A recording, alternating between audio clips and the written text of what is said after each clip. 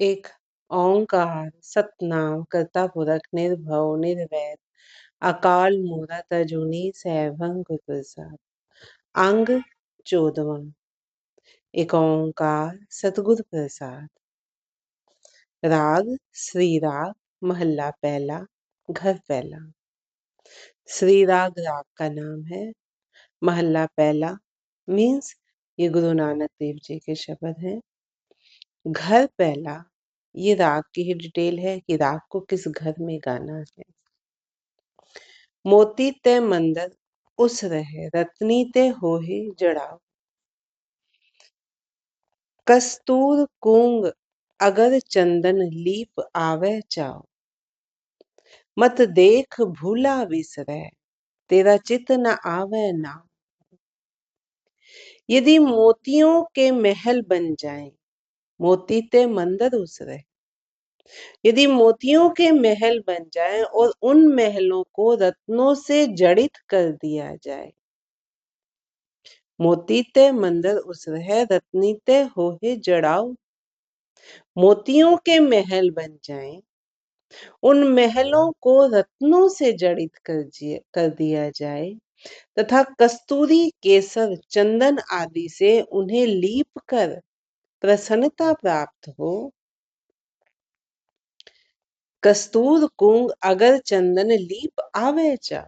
कस्तूरी केसर चंदन आदि से उन्हें लीप कर प्रसन्नता प्राप्त हो। मत देख भूला विसरै तेरा चित्त न आवे। इन सबको देखकर यदि परमात्मा का नाम चित्त से भूल जाए तो ये सब व्यर्थ है। मीन्स कितनी ही धन दौलत हो, आपके मोतियों से बने हुए महल हो, उसमें रतन जड़े हुए हो, आप उसमें कस्तूरी केसर चंदन आदि से लीप लें और उसको फिर प्रसन्नता प्राप्त हो, देखकर आप खुश हो रहे हैं, प्रसन्न हो रहे हैं। लेकिन अगर इन सबको देखकर आप परमात्मा को भूल गए तो ये सब व्यर्थ है, क्योंकि ये आपके किसी काम नहीं आने वाला, ना ही नहीं आपके साथ जाने वाला है।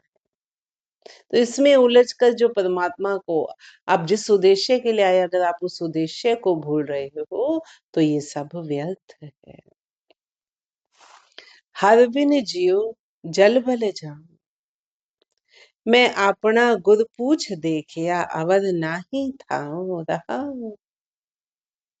उस प्रभु के बिना प्राण जल जाते हैं।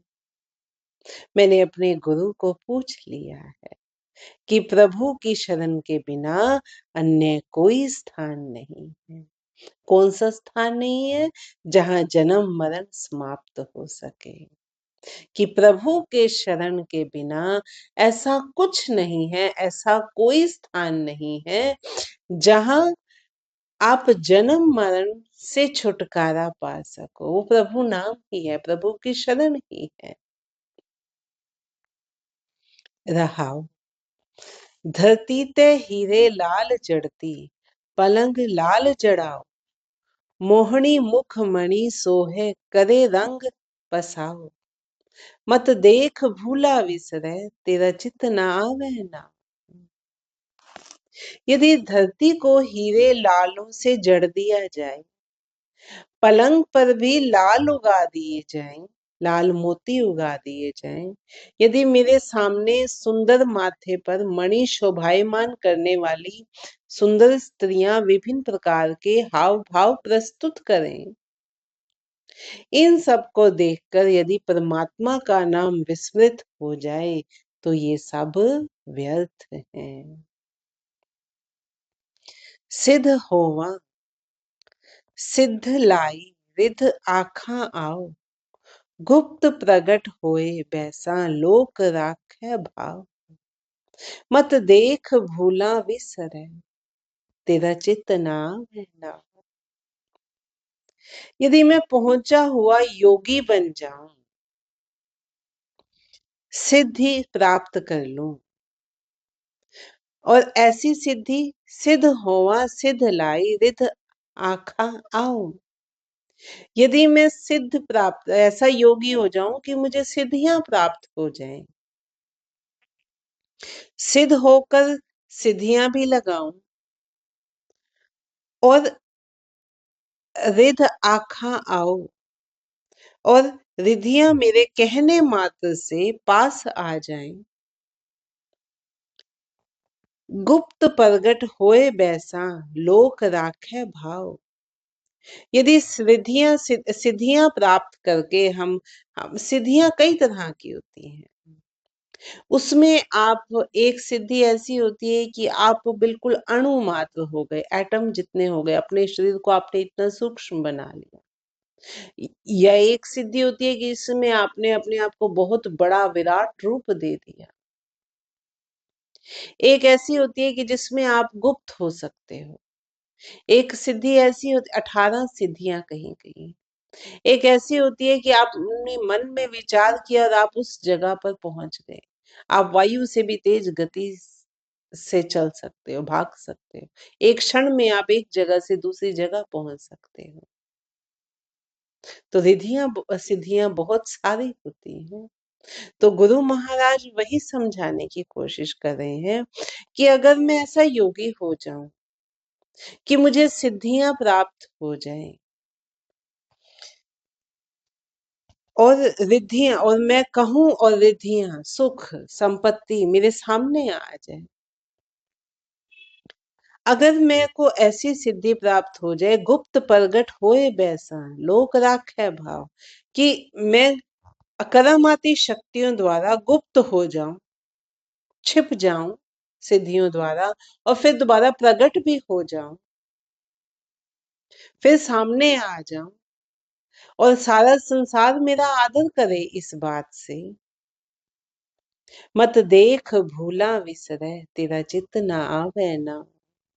परंतु यदि परमात्मा का नाम विस्मृत हो जाए तो ये सब रिद्धियां सिद्धियां भी फिर व्यर्थ हैं। फिर तो आप इन्हीं में उलझ कर रह गए ना, इन्हीं में ही। और ऐसा ही होता है जब परमात्मा का आप नाम स्मरण करते हो, जब परमात्मा में आप लीनता हासिल करने लगते हो, उससे योग करने लगते हो, मिलाप करने लगते हो, जो भी वर्ड आप यूज कर लो, तो रिद्धियां सिद्धियां आपके पीछे पीछे हो पड़ती हैं। जैसा आप कहोगे वैसा होने लगेगा। आप जिस चीज की इच्छा करोगे वो चीज पता नहीं जैसे कैसे कैसे जुगाड़ लगा कर वो अपने आप आपके सामने आ जाएगी। अगर आपने सुबह इच्छा की ना कि एक आज सेब खाने का दिल कर रहा है, अपने आप वो सेब उस दिन में थोड़ी देर में शाम तक आप तक पहुंच ही जाएगा, कैसे मर्जी पहुंचे।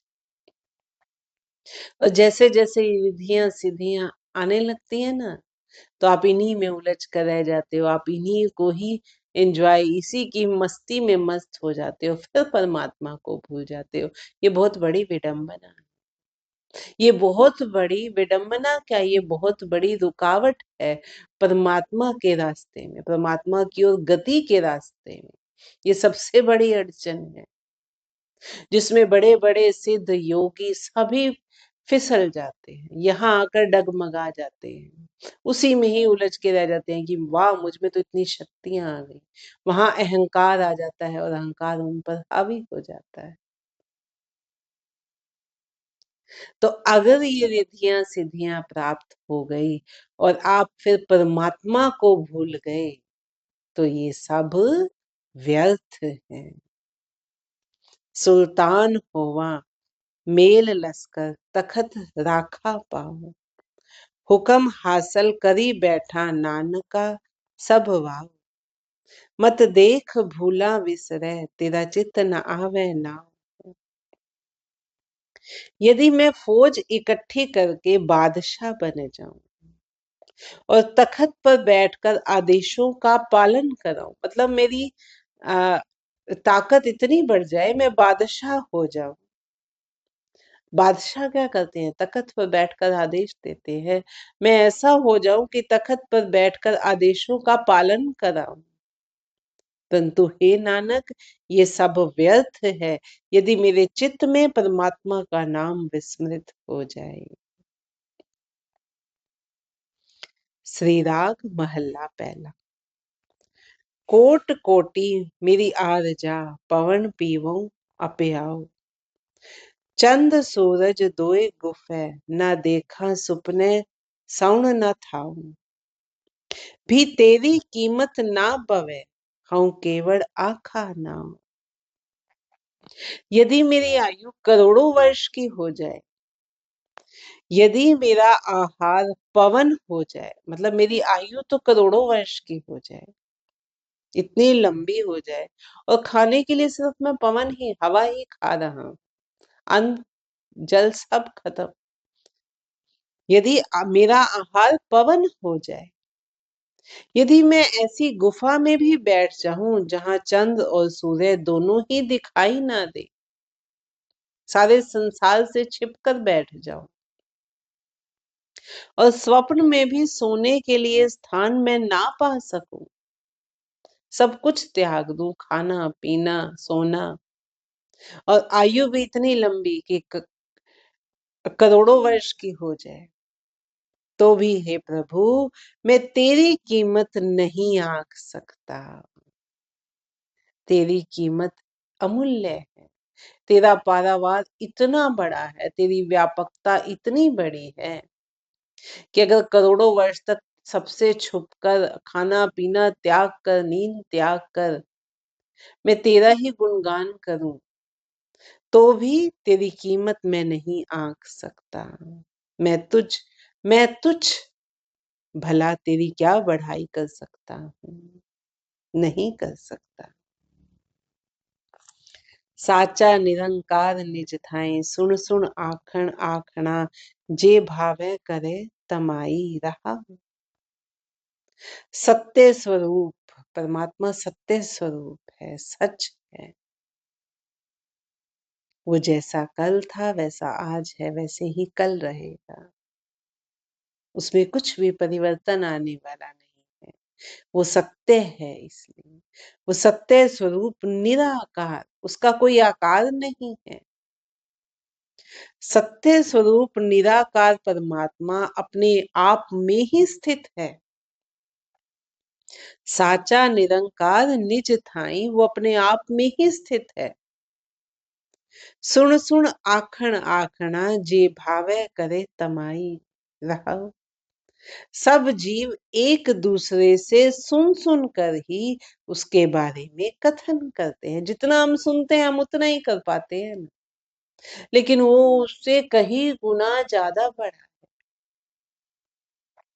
हम तो उसका अंत जान ही नहीं सकते। सब जीव एक दूसरे से सुन सुनकर ही उसके बारे में कथन करते हैं, परंतु वास्तव में उसके विस्तार को कोई नहीं बता सकता।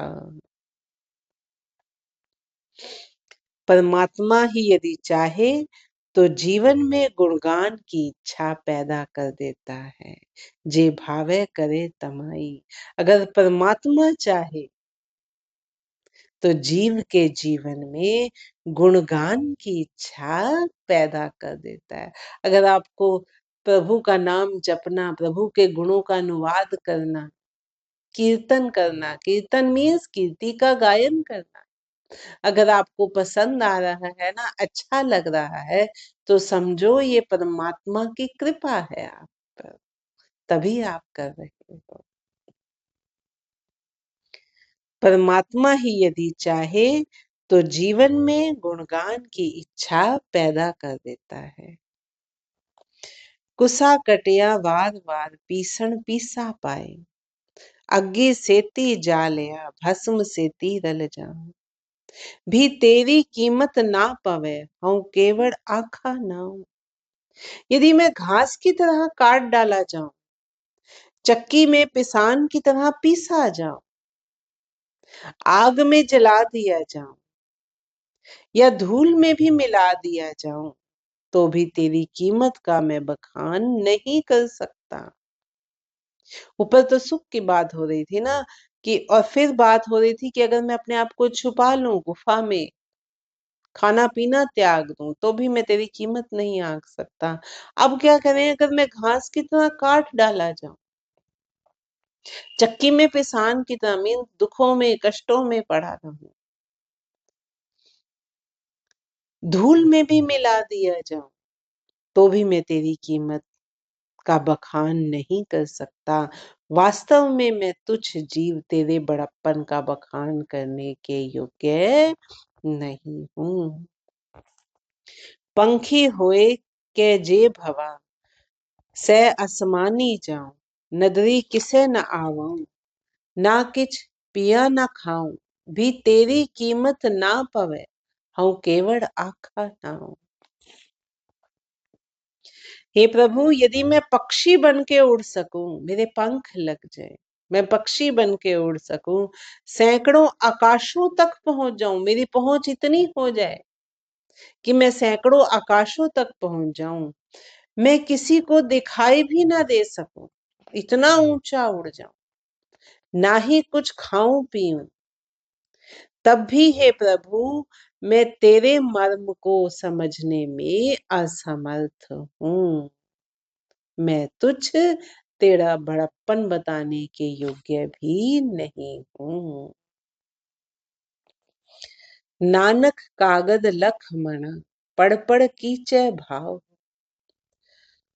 मसु तोट न आवई लेखन पौन चलाऊं, भी तेरी कीमत ना पवे, हूँ केवड़ आखा नाऊं।